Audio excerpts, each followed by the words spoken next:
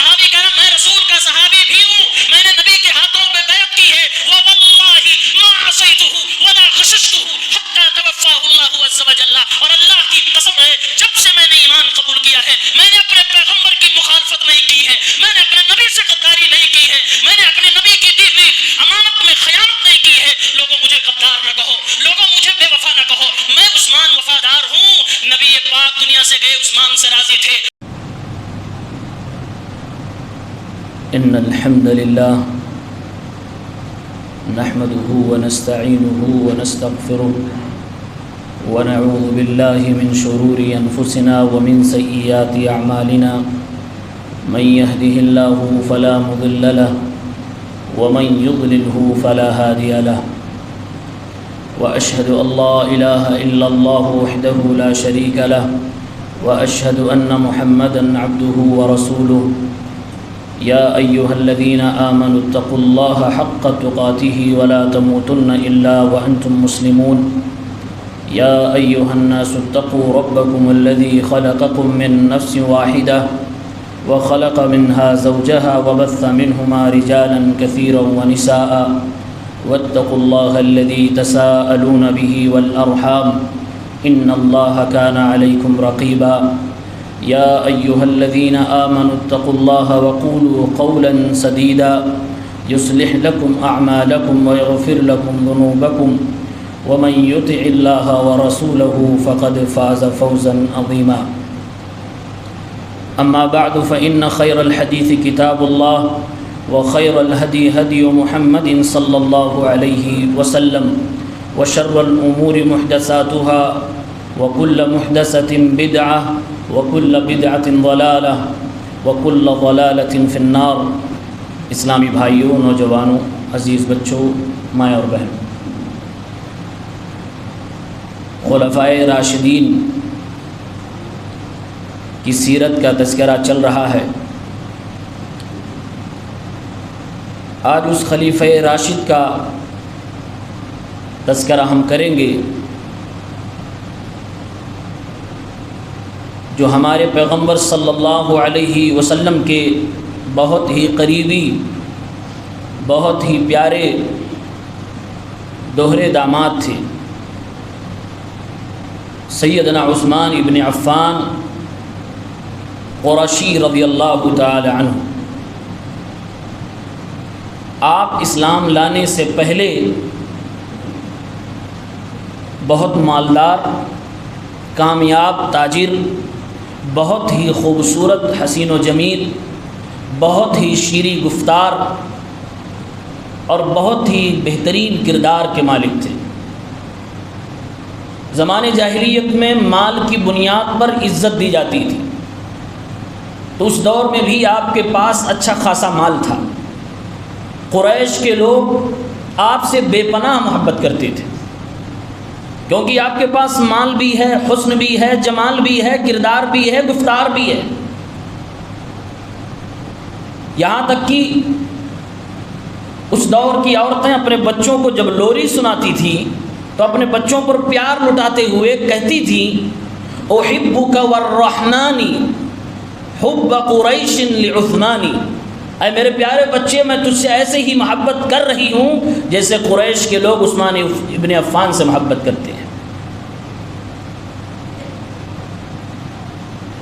آپ کی بڑی فضیلتیں ہیں، آپ کی کچھ ایسی فضیلتیں ہیں جو پوری تاریخ انسانی میں صرف اور صرف عثمان ابن عفان رضی اللہ تعالیٰ عنہ کے لیے۔ آپ صلی اللہ علیہ وسلم نے ارشاد فرمایا الا استحی من رجل تستحی منہ الملائکہ، اس آدمی کی شرم و حیا کا لحاظ میں کیوں نہ کروں جس آدمی کی شرم و حیا کا لحاظ آسمان کے فرشتے بھی کرتے ہیں۔ اتنے شرم و حیا والے تھے کہ اگر مجلس میں کچھ ایسی چیز نظر آتی جس سے ان کو شرم آتی تو اپنا کام چھوڑ دیتے، باتیں بھول جاتے، واپس چلے جاتے۔ اس لیے اللہ کے پیغمبر صلی اللہ علیہ وسلم آپ کا اور آپ کی اس طبیعت کا بہت خیال کیا کرتے تھے، اور یہ وہ فضیلت ہے کہ جس سے آسمان کے فرشتے بھی شرماتے ہیں جو دوسروں کو نہیں ملی ہے۔ اس کے علاوہ عثمان ابن عفان رضی اللہ تعالیٰ عنہ کی ایک خوبی یہ تھی کہ اللہ کے پیغمبر نے آپ کو اپنی دو بیٹیاں دے رکھی تھی۔ جب اللہ کے نبی صلی اللہ علیہ وسلم نے اپنی نبوت کا اعلان فرمایا، اس وقت آپ کی 2 بیٹیاں ابو لہب کے گھر میں بہو بن چکی تھیں، حضرت ام کلثوم، حضرت رقیہ۔ کس کی بہو تھیں؟ ابو لہب کی۔ ابو لہب اللہ کے نبی کا جانی دشمن، جب اللہ کے نبی کا مقابلہ دلیلوں سے نہ کر سکے تو ساس سسر دونوں نے مل کے فیصلہ کیا اور اپنی اولاد پر پریشر بنایا کہ اگر تم میری سگی اولاد ہو، میرے فرمانبردار ہو، تو محمد کی بیٹیوں کو ابھی فوراً طلاق دو۔ دشمنی اس طرح سے نکالی گئی، دونوں نے اللہ کے نبی کی بیٹیوں کو طلاق دے دیا۔ آپ اندازہ کریں اللہ کے نبی کو اس پر کتنی تکلیف پہنچی ہوئی ہوگی۔ اللہ کا نام لینے کی وجہ سے، دعوت کا کام کرنے کی وجہ سے، توحید کی وجہ سے آپ کی بیٹیوں کو نشانے پہ لیا گیا۔ ادھر عثمان ابن عفان قریش میں بڑے مشہور نوجوان خوبصورت تھے، انہوں نے بڑھ کر اللہ کے نبی صلی اللہ علیہ وسلم کو دعوت دی، پیغام نکاح دیا۔ اے محمد رسول اللہ، میں آپ کی بیٹی سے نکاح کرنے کو تیار ہوں، ایک طلاق دے رہا کوئی بات نہیں، آپ کی بیٹی کا ہاتھ تھامنے کے لیے میں تیار ہوں۔ اللہ کے نبی نے اپنی بیٹی حضرت عثمان رضی اللہ تعالیٰ عنہ کو دے دی۔ یہ حضرت عثمان حضرت ابو بکر صدیق رضی اللہ تعالیٰ عنہ کی محنت سے مسلمان ہوئے تھے۔ مردوں میں چوتھے نمبر پہ یہ مسلمان ہیں، سابقون الاولون میں ان کا شمار ہوتا ہے۔ 34 سال کی عمر میں مسلمان ہوئے تھے، کامیاب ترین اپنی زندگی میں انسان تھے۔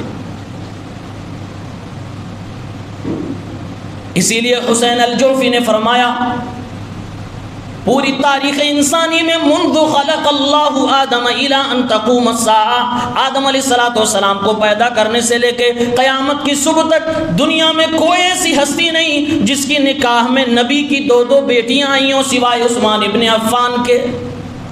کب سے؟ آدم سے لے کے قیامت تک کوئی ایسی شخصیت نہیں ہے جس کو یہ شرف ملا ہو کہ کسی نبی نے اپنی 2 بیٹیاں اس کو نکاح میں دی۔ ایک کا انتقال ہوا تو پیغمبر نے دوسری بیٹی بھی انہیں کو دے دی۔ آج دنیا میں انسان جب اپنا داماد تلاشتا ہے، نیچے سے اوپر تک اس کا پاسٹ، فیوچر اور پریزنٹ سب کچھ کھنگالنے کی کوشش کرتا ہے، اس کا کردار دیکھتا ہے، اس کا مال دیکھتا ہے، اس کا حسن دیکھتا ہے، اس کا جمال دیکھتا ہے، اس کی کامیابی دیکھتا ہے، تب جا کے کسی کو اپنی بیٹی کا ہاتھ سنبھالتا ہے۔ اے دنیا کے لوگوں، عثمان ابن عفان پر اعتراض کرنے والوں، جس کو اللہ کے نبی نے 2 بیٹیاں دی ہوں، کیا اللہ کے پیغمبر کی نگاہوں نے عثمان کو پرکھا نہیں ہوگا؟ اس کے باوجود لوگ کمیاں نکالتے ہیں حضرت عثمان ابن عفان۔ عثمان ابن عفان اللہ کے نبی کے رائٹ ہینڈ تھے۔ صحیح بخاری کی روایت ہے، اللہ کے نبی صلی اللہ علیہ وسلم نے حضرت عثمان کو مکہ بھیجا۔ تمام صحابہ کرام ایک پیڑ کے پاس انتظار کر رہے ہیں، حضرت عثمان کو ایلچی بنا کر، سفیر بنا کر مکہ بھیجا گیا، کیونکہ اہل مکہ کے درمیان ان کی پکڑ تھی، کاروباری انسان تھے، تاجر تھے، مسلمانوں کی طرف سے ایلچی بن کے گئے، اللہ کے پیغمبر نے بھیجا۔ بخاری کے الفاظ ہیں، اگر ان سے زیادہ اہل مکہ میں مسلمان ہونے کے باوجود کسی کی پکڑ ہوتی تو شاید اللہ کے نبی عثمان غنی کو نہ بھیجتے، کسی اور کو بھیجتے، لیکن ان سے زیادہ مسلمان ہونے کے باوجود مکہ کے کفار میں کسی کی پکڑ نہیں تھی، اس لیے ان کو بھیجا گیا۔ گئے، خبر آئی کہ عثمان غنی کی شہادت ہو گئی، مکے والوں نے انہیں مار دیا۔ آپ اندازہ کریں محمد الرسول اللہ صلی اللہ علیہ وسلم نے کیا ایکشن لیا ہوگا۔ اللہ کے پیغمبر نے اسی پیڑ کے نیچے، حضرت معقل ابن یسار فرماتے ہیں، ایک بہت لمبا سا پیڑ، چوڑا سا پیڑ ہے، اسی پیڑ کے نیچے اللہ کے نبی کھڑے ہیں۔ میری نگاہوں نے دیکھا کہ 1400 صحابہ کرام وہاں پر موجود ہیں۔ اللہ کے نبی نے اپنا ہاتھ پھیلایا اور کہا، میرے صحابہ کرام، 1400 صحابہ کرام، اس وقت کی پوری اسلامی دنیا اللہ کے نبی کے سامنے موجود ہے۔ اے میرے صحابہ کرام، عثمان ابن عفان کو میں نے مکہ بھیجا تھا سفیر بنا کر، خبر آ رہی ہے کہ ان کو شہید کر دیا گیا، مار دیا گیا۔ اگر مکہ والوں نے میرے داماد کے اوپر ہاتھ بھی اٹھایا ہوگا تو محمد سے وعدہ کرو، محمد سے وعدہ کرو، عثمان کی جان کا بدلہ ضرور لیں گے۔ اے میرے صحابہ وعدہ کرو، مر جائیں گے لیکن عثمان کے خون کو رائے گا نہیں جانے دیں گے، مر جائیں گے لیکن ہم بھاگیں گے نہیں، عثمان کے خون کا بدلہ ضرور لیں گے۔ صحابی کہتے ہیں اللہ کے نبی نے ہاتھ بڑھایا، ایک ایک کر کے صحابہ بیعت کرنے لگے۔ پوچھا گیا علی ای شیء تبایعون رسول اللہ، کس بات پر آپ لوگ اللہ کے نبی سے بیعت کر رہے تھے؟ فرمایا علی الموت، مر جائیں گے لیکن نبی سے بیعت نہیں توڑیں گے۔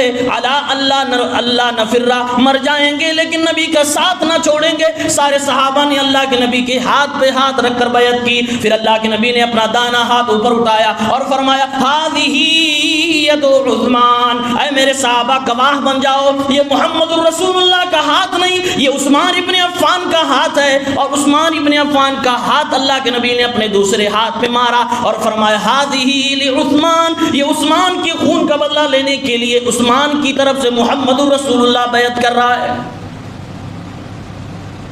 یہ وہ سنہری فضیلت عثمان ابن عفان کی ہے۔ یہ اللہ نے قرآن کریم سورہ فتح میں جب آیت اتاری اور صحابہ کرام کی اس جذبے کو اللہ نے دیکھا، فرمایا لقد رضی اللہ عن المؤمنین، اے میرے پیغمبر اللہ تعالیٰ ان مومنوں سے راضی ہو گیا ہے، اذ یبایعونک تحت الشجرہ، جب پیڑ کے نیچے یہ آپ سے بیعت کر رہے تھے، فعلم ما فی قلوبہم، ان کے دلوں میں جو کچھ تھا وہ میں دیکھ رہا تھا۔ اے میرے پیغمبر آپ ہاتھ پہ ہاتھ رکھ رہے تھے، دلوں کی خبر آپ کو معلوم نہیں، میں علیم بذات الصدور ہوں، میں ان کے دلوں کی بات کو بھی جانتا ہوں، میں ان کے جذبات کو بھی جانتا ہوں، میں ان کی پوری چیزوں کو بھی جانتا ہوں، اور میں نے دیکھ لیا آپ کے صحابہ وفادار ہیں جنہوں نے آپ کے ہاتھ پہ ہاتھ رکھ کر بیعت کیا، سچے دل سے بیعت کی ہے۔ فانزل السکینہ، اس بے چینی کے عالم میں نے صحابہ کے دلوں پہ سکون نازل فرمایا۔ واثابہم فتحا قریبا، اور بہت جلد ایک فتح کی ان کو خوشخبری اور بدلہ دے دیا۔ اللہ تعالیٰ نے اس میں شریک ہونے والے تمام صحابہ کرام سے راضی ہونے کی سرٹیفکیٹ قرآن کی آیت میں اتار دی۔ اب اندازہ کرے حضرت عثمان نہیں ہے، پھر بھی اللہ کے نبی نے اپنا ہاتھ دیا اور کہا یہ عثمان غنی کی طرف سے ہے۔ مطلب یہ ہوا کہ تمام صحابہ کے ساتھ حضرت عثمان غنی سے بھی اللہ تبارک و تعالیٰ راضی ہے، اور یہ تو بائی نیم جنتی ہیں۔ اللہ کے پیغمبر صلی اللہ علیہ وسلم نے ان کو جنتی کہا ہے۔ عثمان غنی رضی اللہ تعالیٰ انہوں نے نبی کے رہتے ہوئے صلی اللہ علیہ وسلم جو کارنامہ انجام دیا ہے وہ آپ کے خاتے میں ہے، وہ آپ کی فضیلت بن کر دنیا کے سامنے اجاگر ہے، اور دشمنان عثمان کے لیے تماچا ہے۔ حضرت عثمان اپنے لیے وہ فخر کا سامان سمجھتے تھے کہ جو انہوں نے نبی پاک کی زندگی میں اللہ کے نبی صلی اللہ علیہ وسلم کے لیے، مسلمانوں کے لیے، اسلام کے لیے کیا تھا۔ چنانچہ جب مسلمان مکہ سے مدینہ آئے، مکے والوں کو زمزم کا پانی میسر تھا جو کہ میٹھا بھی تھا، اور وہاں ویسے بھی پانی اچھا نکلتا ہے، لیکن جب وہ لوگ مدینہ چلے آئے، مدینے میں پانی میٹھا نہیں ملتا تھا۔ پورے مدینہ میں صرف ایک کنواں تھا جس کو بیر روما کہا جاتا تھا، اور وہ کنواں یہودیوں کے قبضے میں تھا۔ اب مسلمانوں کو اگر میٹھے پانی کی ضرورت پڑتی تھی، میٹھا پانی کا مطلب یہ نہیں کہ فلٹر والا، مطلب یہ کہ جو پینے کے لائق تھا۔ میٹھا پانی کا مطلب جو پینے کے لائق تھا، باقی پینے کے لائق بھی نہیں تھا۔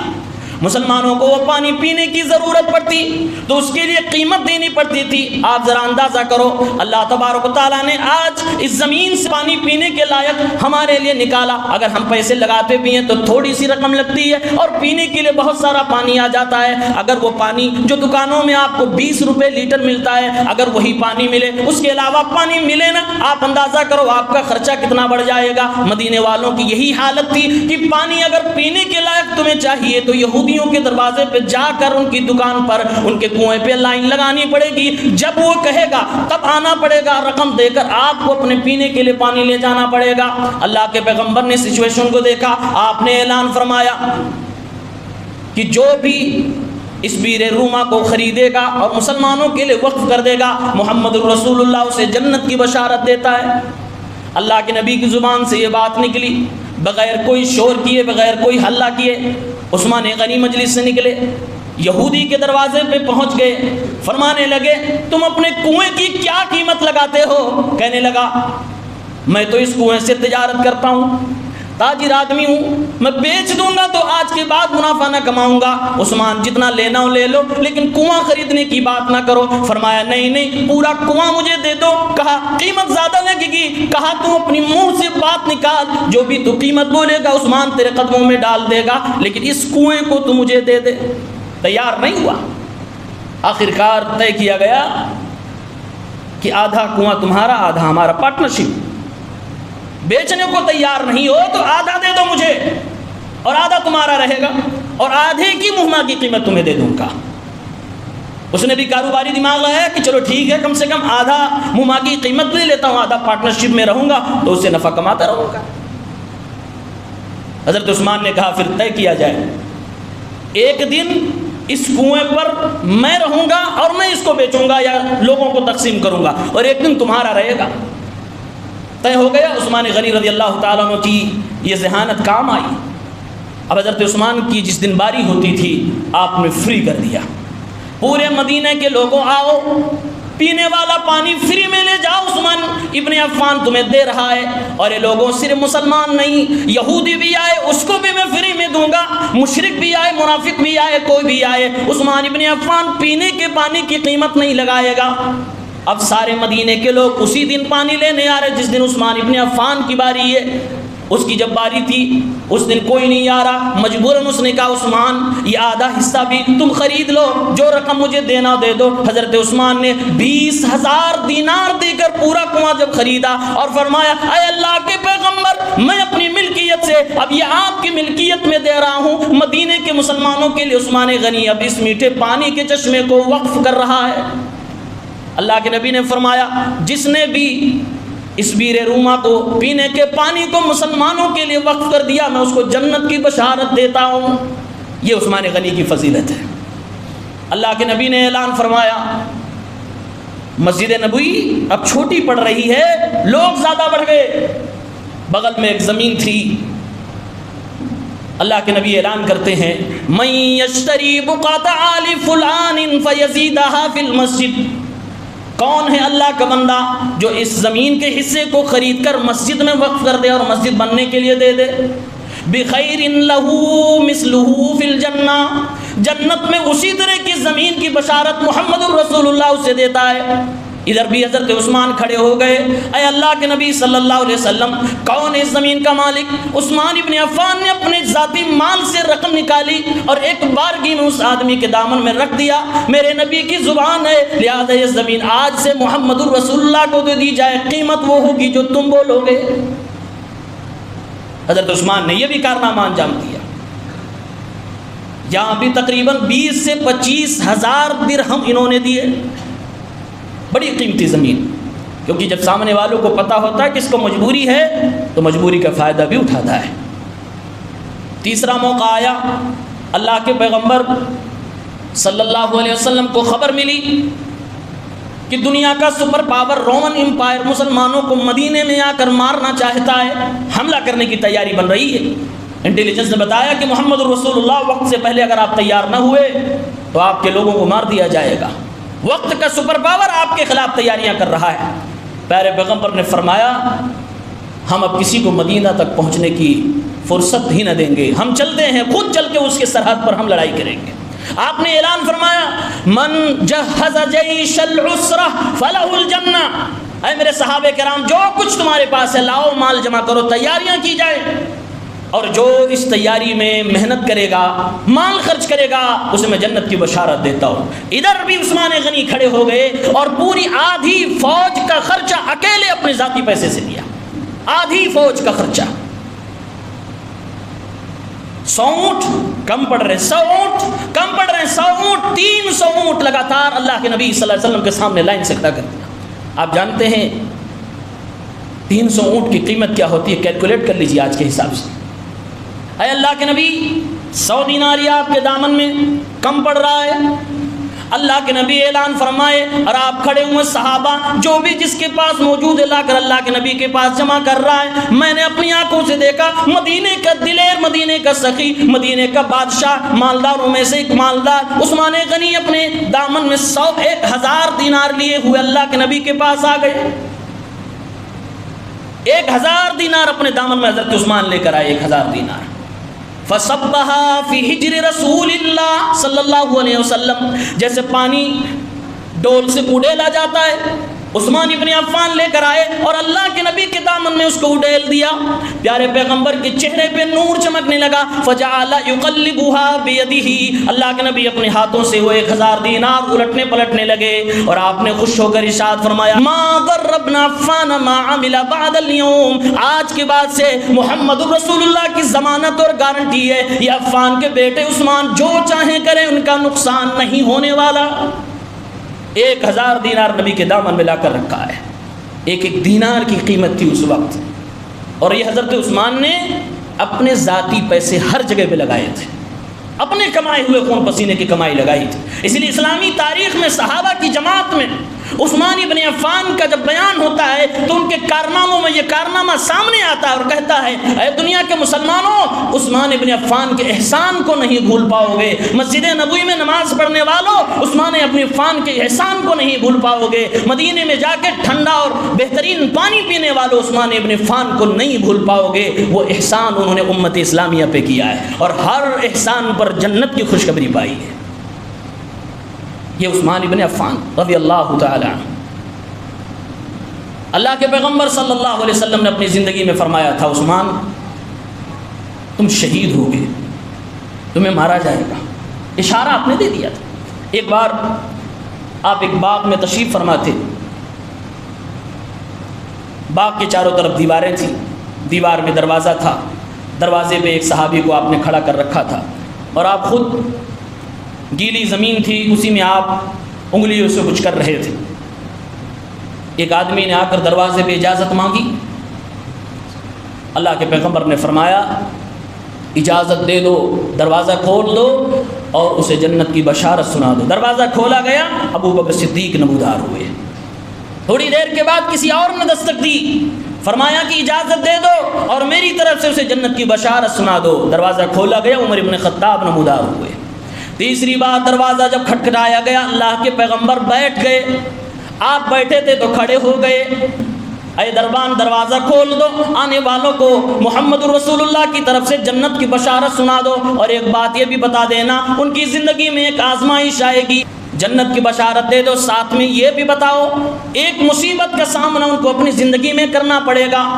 جب دروازہ کھولنے والے نے آپ کو بتایا کہ آپ کو اللہ کے پیغمبر جنت کی بشارت دے رہے ہیں اور ساتھ میں آپ کو ایک مصیبت سے, ایک پریشانی سے, ایک آزمائش سے آگاہ بھی فرما رہے ہیں, عثمان ابن عفان نے فرمایا اللہم صبرا واللہ المستعان, اے اللہ جب وہ وقت آ جائے عثمان ابن عفان کو صبر عطا فرمانا اور مدد میں تجھی سے طلب کرتا ہوں. وہ وقت ان کی زندگی میں آیا تھا. مسند احمد کی صحیح روایت سے اللہ کے نبی نے حضرت عثمان کے کندھے پہ ہاتھ رکھے, فرمایا تھا یا عثمان عسى الله عز وجل ان يلبسك قميصا, اے عثمان ابن عفان اللہ تعالیٰ تم کو ایک قمیص پہنائے گا, ایک کپڑا پہنائے گا. فَإِنْ أَرَادَكَ الْمُنَافِقُونَ عَلَى خَلْعِهِ فَلَا تَخْلَعْهُ حَتَّى تَلْقَانِي, اگر وقت کے منافقین تمہارا وہ کپڑا اتارنا چاہیں, عثمان ابن عفان کپڑا اتارنا نہیں, موت آ جائے مجھ سے ملاقات کر لینا, لیکن وہ لباس اتارنا نہیں. وہ لباس خلافت کا لباس تھا. اسی لیے عثمان ابن عفان رضی اللہ تعالیٰ عنہ نے بلوائیوں کے حملے پر صبر کیا. بہت آزمائشیں ہوئی, بہت آزمائے گئے, برداشت کیا, بھوکے رہے اسی مدینہ میں جہاں پانی کا کنواں خرید کر مدینے والوں کو دیا تھا. ترس گئے مسجد نبوی میں نماز پڑھنے کے لیے جس مسجد میں زمین خرید کے دی تھی, اور آپ کے گھر میں آپ کو شہید کر دیا گیا. قرآن کریم کی تلاوت کرتے ہوئے حالت روزہ میں آپ دنیا سے چلے گئے. یہ اشارہ محمد الرسول اللہ صلی اللہ علیہ وسلم نے زندگی میں آپ کو دے دیا تھا. آپ جب خلیفہ بن گئے, آپ کو خلیفہ بنانے کا طریقہ کیا تھا؟ عمر رضی اللہ تعالیٰ عنہ جب بستر علالت پہ تھے, حملے کے بعد اب زخمی حالت میں تھے, تو صحابہ نے عرض کیا آپ کے بعد خلیفہ کون ہوگا, آپ اس کے تعلق سے رہنمائی فرما دیں. حضرت عمر ابن خطاب نے کہا مجھ سے پہلے دو مجھ سے بہتر جا چکے ہیں. ایک نے اپنے بعد بائی نیم کسی کو خلیفہ منتخب کر دیا تھا جو مجھ سے بہتر تھے, وہ ابو بکر صدیق تھے جنہوں نے حضرت عمر کو خلیفہ بنا دیا تھا. اور ایک جو ان سے بھی بہتر, مجھ سے بھی بہتر تھے, محمد الرسول اللہ صلی اللہ علیہ وسلم, انہوں نے بائی نیم ہاتھ پکڑ کر کسی کو خلیفہ نہیں بنایا، شورا کے حوالے کر دیا تھا، وقت کے ذہین ترین لوگوں کے حوالے کر دیا تھا۔ وہ محمد الرسول اللہ تھے صلی اللہ علیہ وسلم، اور میں اپنے نبی کی سنت پہ عمل کروں گا اور میں اپنے نبی کے طریقوں کو اختیار کروں گا، لہٰذا میرے بعد خلیفہ 6 لوگوں کو میں نام لے رہا ہوں، انہی میں سے آپس میں مشورہ کر کے تم لوگ بنا لینا۔ حضرت علی، حضرت عثمان، حضرت عبد الرحمن، حضرت طلحہ، حضرت زبیر، حضرت سعد بن ابی وقاص، کہا یہ 6 لوگ ہیں، انہی 6 میں سے آپس میں مشورہ کرنے کے بعد کسی کو اپنا خلیفہ منتخب کر لینا۔ اور ہاں، یہ میرا بیٹا عبداللہ ابن عمر، میں پہلے کہہ دیتا ہوں اس کو خلیفہ نہ بنایا جائے۔ خلافت کیا ہوتی ہے، کیا ذمہ داری ہوتی ہے، عمر نے دیکھ لی ہے۔ ہاں، خلیفہ بنانے میں اگر ضرورت پڑے تو ان سے مشورہ لیا جا سکتا ہے، مشورے میں شامل کیا جا سکتا ہے، لیکن یہ دعوے دار خلافت کے نہ ہوں، یہ عمر ابن خطاب رضی اللہ تعالیٰ عنہ نے فرمایا تھا۔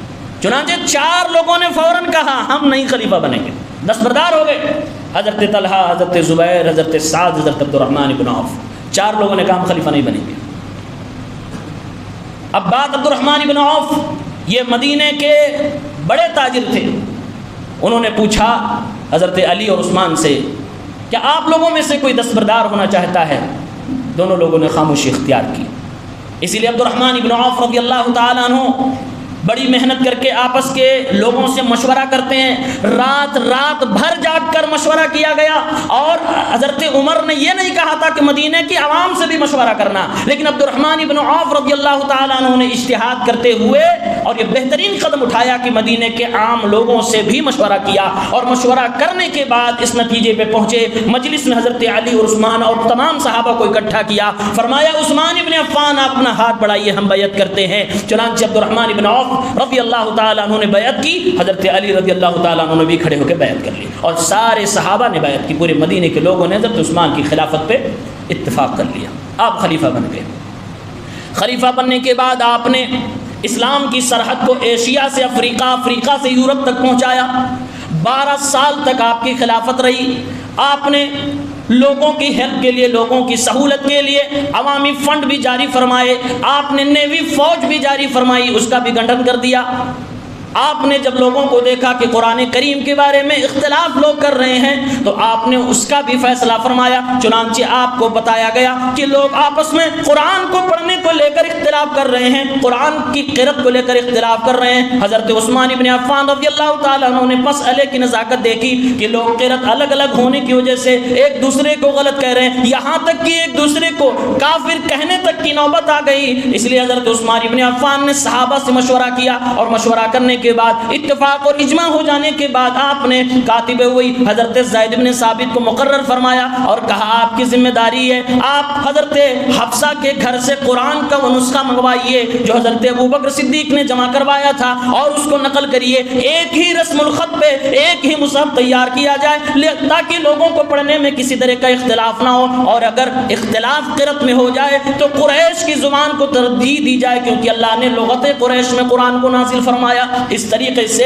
اس اختلاف کا ہمیشہ کے لیے خاتمہ حضرت عثمان ابن عفان رضی اللہ تعالیٰ عنہ نے کر دیا۔ اسی لیے آج بھی اسے مصحف عثمانی کہا جاتا ہے، جو آپ کی مسجدوں میں ہے، جو یہاں سے لے کے عرب دنیا، افریقہ سے لے کے پوری دنیا میں جہاں جہاں مسلمان ہیں جو قرآن پڑھا جاتا ہے اس کو مصحف عثمانی کہا جاتا ہے۔ یہ حضرت عثمان رضی اللہ تعالیٰ عنہ کا کارنامہ ہے۔ کیا آج ہم اور آپ جو قرآن پڑھ رہے ہیں ان کا ثواب حضرت عثمان کو نہیں ملتا ہوگا؟ بہترین کارنامہ آپ نے انجام دیا ہے۔ یہ تمام تر فضیلتوں کے باوجود مسلمانوں افسوس کرو، کچھ ایسے بھی لوگ ہیں جو ان کو اپنے تیر کا نشانہ بناتے ہیں۔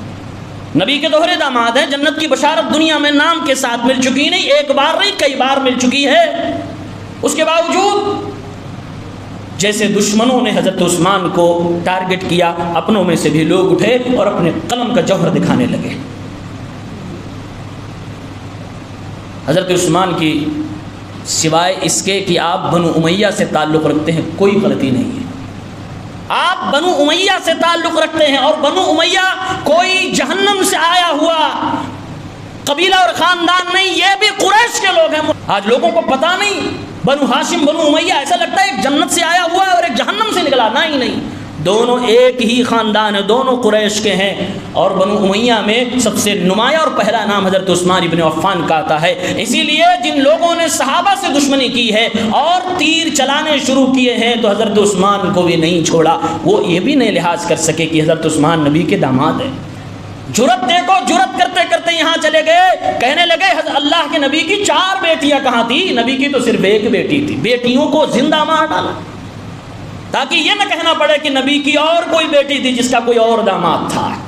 حضرت عثمان کو نیچا گرانے کے لیے، ان پر اعتراض کرنے کے لیے دشمنوں نے نبی کی 3 بیٹیوں کا نام ہی غائب کر دیا کہ صرف 1 بیٹی تھی سیدہ فاطمہ رضی اللہ تعالیٰ عنہ، جبکہ 4 بیٹیاں تھیں، جس میں سے 2 حضرت عثمان رضی اللہ تعالیٰ عنہ کی زوجیت میں تھیں۔ عثمان غنی رضی اللہ تعالیٰ عنہ کو جیسے جیسے روافض اور شیعہ نے نشانہ بنایا ہے، کہنے والوں نے تو یہاں تک کہہ دیا کہ حضرت عثمان کو مارنے کا آرڈر دینے والا کوئی اور نہیں، حضرت عائشہ رضی اللہ تعالیٰ عنہ تھی، نعوذ باللہ، اور مارنے والے طلحہ و زبیر، عبد الرحمن، یہ صحابہ کرام تھے۔ سراسر جھوٹ ہے، سراسر جھوٹ ہے۔ اور کہا گیا کہ مارا، ان لوگوں نے حکم دیا، عائشہ نے الزام حضرت علی پہ لگا دیا، نعوذ باللہ، نعوذ باللہ ثم نعوذ باللہ۔ یہ آپس کے دوستوں کو دشمن بنا کے آپ کے سامنے رکھا جاتا ہے اور آپ سے نعرے لگوائے جاتے ہیں۔ رافضی کرے، شیعہ کرے، ہمیں اس سے بھی شکایت ہے کہ کیوں کلمہ پڑھ کے کرتا ہے، لیکن اگر کوئی سنی یہی بات کہے تو ہمیں اس سے زیادہ شکایت ہے۔ خلافت و ملوکیت نامی ایک کتاب جس کے رائٹر مولانا مودودی صاحب، انہوں نے اس پوری کتاب کے اندر صحابہ کرام کو کٹگھرے میں کھڑا کیا ہے۔ جو انداز بیاں ہے، جو تحریر ہے، جو رویہ ہے، وہ پورا رویہ صحابہ کی شرف و فضل سے بالکل الگ ہے، بالکل مخالف ہے۔ صحابہ کرام کو کٹگھرے میں کھڑا کر کے اپنے آپ کو جج بنا لیا، خصوصاً حضرت عثمان ابن عفان، حضرت معاویہ، حضرت عمرو بن العاص، حضرت عائشہ، ان تمام صحابہ کرام پر اعتراضات کی بوچھار کر دی۔ بالکل وہی کچھ کہا ہے جو شیعوں اور رافضیوں نے حضرت عثمان کے بارے میں کہا تھا۔ کہنے لگے عثمانی پالیسی ہی تھی جس کی وجہ سے حضرت علی رضی اللہ تعالیٰ عنہ کو جنگیں لڑنی پڑی۔ آپسی جو غلط فہمیاں صحابہ میں ہوئی جس کی وجہ سے جنگ جمل اور جنگ صفین ہوئی، جناب علی اپنی کتاب کے اندر لکھتے ہیں یہ حضرت عثمان کی غلط پالیسی تھی، یہ ان کی بیک پالیٹکس تھی جس کی وجہ سے یہ سب کرنا پڑا۔ اور الزام جیسے غیروں نے لگایا، سیم الزام انہوں نے لگایا کہ یہ مسلمانوں کے بیت المال سے پیسہ نکال کر اپنے رشتہ داروں میں فری میں بانٹتے تھے، اپنے رشتہ داروں کو عہدے پہ ڈالتے تھے اور صحابہ کرام کو عہدے سے ہٹا دیا کرتے تھے۔ یہ الزام ہے سیدنا عثمان پر، یہ آپ کے صداقت پر، آپ کی صحابیت پر، آپ کی شرافت پر، آپ کی امانت پر یہ خیانت ہے، یہ الزام ہے۔ لوگوں ہوش میں آؤ، عثمان ابن عفان اگر نبی کا دوہرا داماد پاک صاف نہیں ہے، امین نہیں ہے، تو پھر دنیا میں کون ہے؟ نبی کی نگاہوں نے عثمان کو پرکھا تھا، نبی یہ پاک نے جس کو شہید کہا ہو، اپنی زندگی میں اپنی زبان مبارک سے آپ نے جس کو جنت کی بشارت دی ہو، تم اعتراضات کی پوری تیر عثمان ابن عفان پر لگا رہے ہو کیونکہ وہ معاویہ، کیونکہ وہ بنو امیہ سے تعلق رکھتا ہے۔ میں نے کہا اگر وہ لوگ کریں جن کا پورا دین ہی اسی پہ ڈپنڈ ہے تب بھی غلط ہے، لیکن وہ کریں جو اپنے آپ کو سنی کہتے ہیں، یہ بہت زیادہ غلط ہے، یہ اتیاچار ہے، یہ ظلم ہے، یہ سنیوں کو بدنام کرنے والی بات ہے۔ خلافت و ملوکیت نامی کتاب اٹھا کر دیکھ لیجئے، کہا گیا ابو بکر و عمر ان دونوں کی خلافت جیسے جیسے چلی، جیسے عثمان آئے غلط پالیسیاں اختیار کی اور پھر نبی کا دیا ہوا منہج خلافت ختم ہوتا چلا گیا، آمریت اور بادشاہت آ گئی۔ اس کے بعد جیسے ہی معاویہ خلیفہ بنے پورا تو بیڑا ہی غرق کر دیا اور 60 ہجری تک مسلمانوں کی تاریخ کو مٹا دیا، برباد کر دیا۔ یہاں تک لکھا بنو امیہ گرچہ صحابی بن گئے تھے لیکن وہ اس لائق نہیں تھے کہ مسلمانوں کی اخلاقی تربیت کرنے کے عہدے پہ فائز ہو، خلیفہ بننے کے لائق نہیں تھے۔ یہ کسی شیعہ کی بات نہیں کر رہا ہوں میں، یہ کسی رافضی کی کتاب کی بات نہیں کر رہا ہوں، سید مودودی صاحب کی کتاب خلافت و ملوکیت کی بات کر رہا ہوں۔ اس کتاب کو پڑھنے والوں پر اتنا اثر ہوا ہے کہ ایک حکیم جی خود مولانا کے گھر گئے اور کہا آپ نے جو کتاب لکھی ہے اس کتاب کو پڑھنے کے بعد میرے اوپر اثر یہ پڑا ہے کہ آج معاویہ کو رضی اللہ عنہ کہتا تھا، اس کتاب کو پڑھنے کے بعد میں نے معاویہ کو رضی اللہ عنہ کو کہنا چھوڑ دیا ہے۔ یہ اس کتاب کا زہر ہے، یہ اس کتاب کی بدبو ہے جو لوگوں کو لگ جایا کرتی ہے۔ اسی لیے ہمارے علماء اسلاف نے بغیر کسی لاگ لپیٹ کے، بغیر کسی خوف کے مولانا کے خلاف جب قلم اٹھائی تو ان کی اس کتاب کا دندانِ شکن جواب دیا ہے، اور کہا، ایک ساتھ کہا کہ مولانا ہوں گے اپنے زمانے کے بڑے عالم، ہوں گے اچھے قلمکار، کچھ بھی تم کہہ لو، لیکن وہ اس معاملے میں فکری گمراہی کے شکار تھے اور گمراہ تھے۔ انہوں نے صحابہ کی شخصیات کو اپنی عدالت میں کھڑا کر کے اپنی قلم کو زہر میں ڈبو کر صحابہ کو داغدار کیا ہے۔ پڑھنے والا کہہ رہا کہ میں کہتا تھا رضی اللہ عنہ، اب نہیں کہتا۔ یہ انجینئر سب اسی کے چیلے ہیں، اسی کتاب کا چبایا ہوا لقمہ کھا رہے ہیں۔ وہ جو وہاں سے رافضیوں سے آیا اور جو مودودی صاحب نے کتاب میں چاندی کے ورق میں خوبصورتی سے پیش کر دیا ادب کی زبان میں، اسی کو یہ چبا رہا، اس کے بعد امت کو سوشل میڈیا یوٹیوب پر دے رہا ہے۔ ایک جاہل شخص جو عالم بھی نہیں، وہ امام بنا گھوم رہا ہے، اور بارڈر پار یہاں کے لوگ اس کو امام مانے گھوم رہے ہیں۔ یہ گمراہی نہیں تو اور کیا ہے؟ اس لیے ہم جب کسی کتاب کے بارے میں بولتے ہیں، اس کے خلاف بولتے ہیں، اللہ کی قسم کوئی ذاتی دشمنی نہیں، وہ ہم سے پہلے آئے اور چلے گئے، لیکن اس کا اثر جو ہے بڑا خراب نکل رہا ہے۔ پڑھنے والا کہہ رہا رضی اللہ عنہ میں نہیں کہتا، اور یہی بات انجینئر نے بھی کہی، یہی بات سرحد پار اس ظالم نے بھی کہی، دشمن صحابی نے بھی کہی۔ اس نے کہا جو کام شیعوں رافضیوں نے لعنت بھیج بھیج کر صحابہ کے بارے میں کیا ہے، میں نے وہی کام رضی اللہ عنہ کہہ کر ڈالا ہے، اور ہماری جنگ قیامت تک صحابہ کے خلاف چلتی رہے گی، بنو امیہ کے خلاف چلتی رہے گی۔ افسوس تو یہ کہ یہ نوجوان کہتا ہے میں اس کا فالوور ہوں، وہ باتیں تو اچھی کرتا ہے، اصول جان لو میرے ساتھیوں، اصول اسلام میں سے، اسلام کی بنیادی عقیدوں میں سے اگر کوئی ایک عقیدے میں بھی غلط ہوتا ہے، رب کعبہ کی قسم ہے وہ گمراہ ہے، اسے گمراہ کہا جائے گا۔ آپ اس کی 8 اور 10 باتوں کو نہ پیش کریے کہ وہ تو یہ کہتا، وہ تو یہ کہتا، وہ تو یہ کہتا ہے، ایک بھی اصول میں اس نے اگر غلط کیا ہے اور اس کی دعوت دیتا ہے، اس گمراہی کی طرف لوگوں کو بلاتا ہے، ہم کہیں گے وہ منحرف ہے، وہ گمراہ ہے، اس کی طرف نہ جانا، وہ جہنم کا راستہ آپ کو دکھائے گا۔ فروعی بات نہیں کہتا، فروعی چیزوں میں اگر اختلاف ہو جائے اس کو ہم بہت زیادہ نہیں اچھالتے، لیکن اصول میں صحابہ کی شخصیات مسلم ہیں، صحابہ اکرام رضوان اللہ تعالی علیہم اجمعین میں خلفائے راشدین کی شخصیات مسلم ہیں۔ آپ اندازہ تو کرو، بنو امیہ کو گالیاں دینے والے ان کو کیا پریشانی ہے؟ حضرت عثمان رضی اللہ تعالی عنہ سے یہ لوگ بنو امیہ کو جوڑتے ہیں، اس سے پہلے حضرت عمر 10 سال خلیفہ رہے، وہ بھی ان کے اپنے نہیں ہیں، ان کو گالیاں دیتے ہیں، ان سے پہلے ابو بکر صدیق تھے، ان کو بھی گالیاں دے رہے ہیں۔ اب شروع سے جوڑیے، نبی پاک کی وفات سن 10 ہجری میں، وہاں سے لے کے 60 ہجری تک معاویہ رضی اللہ تعالیٰ عنہ ہیں، حضرت علی ہیں، پھر اس کے پہلے حضرت عثمان ہے، اس سے پہلے حضرت عمر ہے، اس سے پہلے حضرت ابو بکر ہے، اس میں سے کوئی بھی ان کا چہتا نہیں سوائے حضرت علی کے۔ مسلمانوں کی 50 سالہ پوری خدمات کو نفرت کس سے ہو رہی ہے؟ کون ان سے چڑھ رہا ہے؟ مسلمانوں ہوش میں آؤ، یہ وہی لوگ ہیں جن کے ملک صحابہ کے قدموں سے جیتے گئے، تو انہوں نے بدلہ لینے کی جسارت نہ تھی، ہمت نہ تھی کہ صحابہ کا مقابلہ تلوار سے کر سکیں، انہوں نے چال بازیوں سے کیا ہے، انہوں نے ان کی کردار کشی کر کے کی ہے، انہوں نے ان کے خلاف زبانیں اور قلمیں چلا کر کی ہیں، اسی لیے انہوں نے عمر کو بھی نہ بخشا، اسی لیے انہوں نے حضرت عثمان کو بھی نہ بخشا، حضرت امیر معاویہ کو بھی نہ بخشا۔ حضرت عمر کی 10 سالہ حکومت، حضرت عثمان کی 12 سالہ حکومت، 22 سال اور 20 سال تک حضرت امیر معاویہ امیر تھے اور 20 سال تک خلیفہ تھے، 40 سال اور 22 یہ 62 سال تک کی پوری ہسٹری کو رودنے کے لیے ان ظالموں نے سازش رچی ہے، تاکہ 62 سالہ یہ اسلام کا جو گولڈن پیریڈ ہے جس میں اسلام افریقہ، ایشیا اور یورپ کی زمینوں پر جنگلوں تک پہنچا ہے اور اللہ کے کلموں کو بلند کیا صحابہ کرام، یہ تاریخ مٹ جائے، مسلمانوں کی ان لوگوں سے دشمنی ہو جائے، نفرت ہو جائے جن لوگوں نے اسلام کے کلموں کو جنگلوں تک بھی پہنچایا ہو،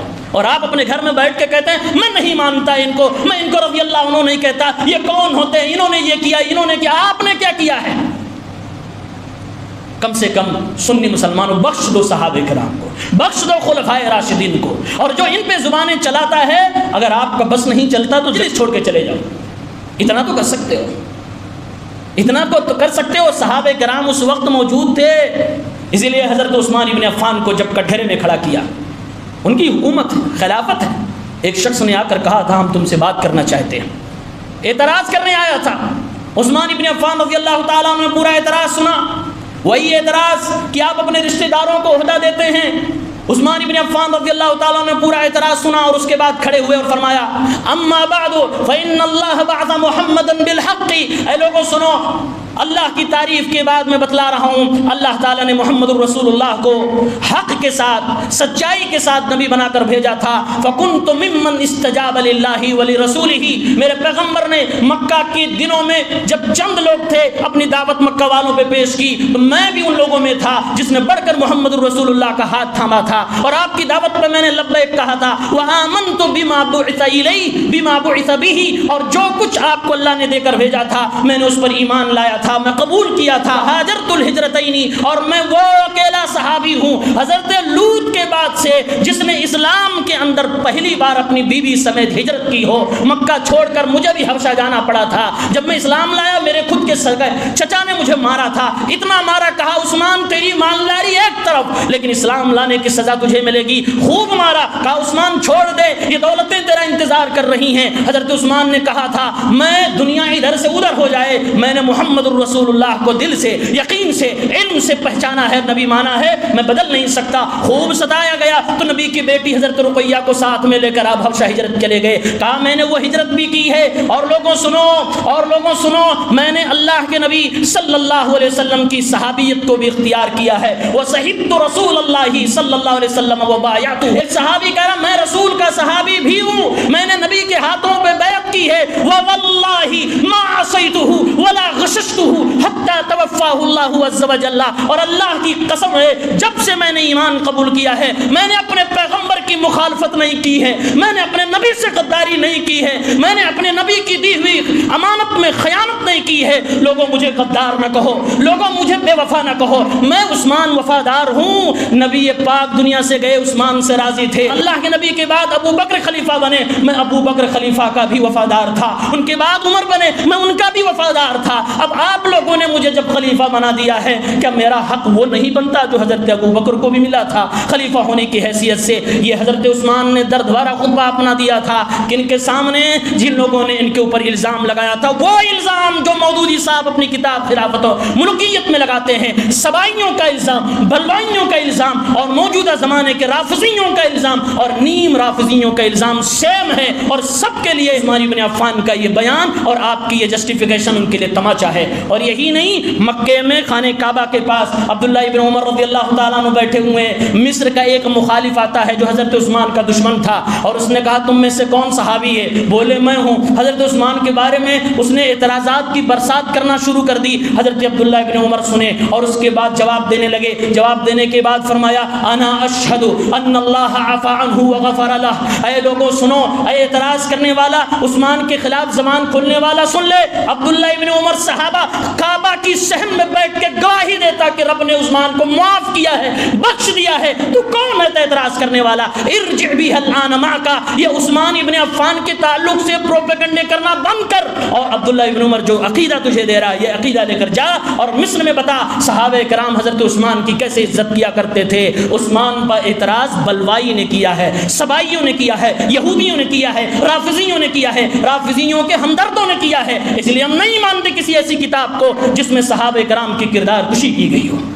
معاف کر دو ان کو، معاف کر دو، بخش دو صحابہ کرام۔ کیا زمانہ آ گیا ہے منبر رسول سے نبی کے داماد کی عزت کی دہائی مانگی جا رہی ہے، نبی کے داماد کو بخشنے کی اپیل کی جا رہی ہے۔ مسلمانوں گمراہی اور کہاں تک جائے گی؟ اللہ تعالی ہم سب کو صحیح عقیدہ اور منہج پہ رکھے۔ اللہ کے نبی کے پیاروں سے، آپ کے وفاداروں سے ہمیں محبت کرنے کی توفیق عنایت فرما، آپ کے صحابہ سے ہمیں مل کر جل کر ان کے ساتھ صحیح عقیدہ رکھ کر ہمیں رہنے کی توفیق عنایت فرما، ان کی زندگی کو سچی تصویر کے ساتھ پڑھنے کی توفیق عنایت فرما، اور ہر اس کتاب سے ہمیں دور کر دے جس کتاب سے بو آتی ہو کہ صحابہ کرام غلط تھے، صحابہ کی کردار کشی ہوتی ہے۔ اللہ تعالی ہم سب کو قرآن و سنت اور صحابہ کے منہج کا سچا پیروکار بنائے، آمین یا رب العالمین۔